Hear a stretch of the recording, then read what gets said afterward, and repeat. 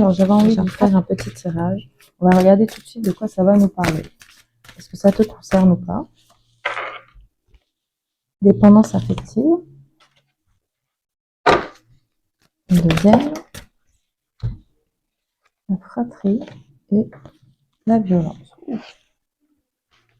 Alors, ici, pour moi, on parle d'un lien, que vous soyez en couple ou pas. En tout cas, on me parle ici d'une histoire où l'une des deux personnes avait trop d'ascendance sur la deuxième personne. Alors, ça peut être aussi familial. Alors, ça peut être avec un frère, une soeur, une amie, un collègue également. On parle que vous étiez peut-être trop accroché ou vous avez peut-être peur de l'abandon ou du rejet. Car ici, on voit qu'il y a eu peut-être une emprise sur l'un ou l'autre.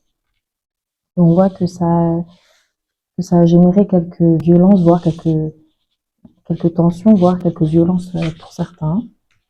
Je m'attendais pas du tout à ça. Évolution sentimentale. Dépassement de soi. Ouais. Alors ici, pour moi, dans la relation, en fait, on nous parle ici que l'un des deux doit faire preuve d'un peu d'audace, de faire des efforts, de vraiment travailler sur ses peurs et ses craintes afin que la relation sentimentale se passe au mieux. Car ici, on voit que l'évolution sentimentale est possible. Donc, pour moi, ça peut être évolutif s'il y a un travail là-dessus. Hein. Donc, que ce soit toi ou ton autre qui a une certaine emprise ou un fort caractère ou un manque de confiance qui génère certaines disputes. Ici, on voit que la paix intérieure, ouais. Ici, il faut vraiment trouver une certaine paix intérieure, travailler sur ses blessures afin de pouvoir évoluer positivement dans la relation. Notre meilleur ennemi est l'amour, ouais. Ouais. En fait, ici, on me parle qu'il y a un manque de confiance dans l'amour général. C'est-à-dire ici que pour moi, pour vous peut-être, l'amour rime avec souffrance, douleur.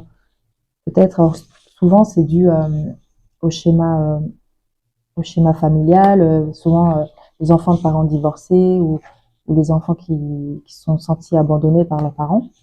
On voit ici que c'est vraiment quelque chose qui est ancré, qu'il faut travailler afin de vraiment pouvoir faire confiance à une personne, hein, avec lui ou en général.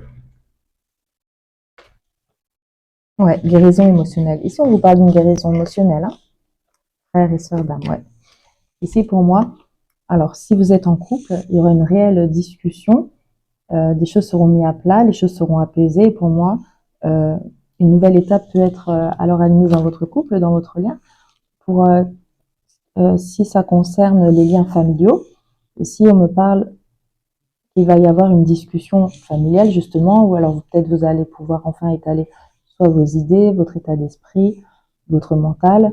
Alors évidemment, vous dites ce que vous avez à dire, après ça prend ou à laisser, les personnes elles comprennent ou elles comprennent pas. Faut jamais insister vraiment,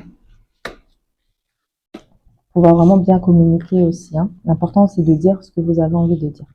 Ensuite, pour moi ici on retrouve la joie. Ouais, donc on vous encourage vraiment à faire un travail là-dessus, justement, pour surmonter, surpasser et enfin vivre les choses pleinement et dans la joie et la bonne humeur. Voilà, j'espère que ça vous aura parlé, mes belles âmes. Bisous, bisous.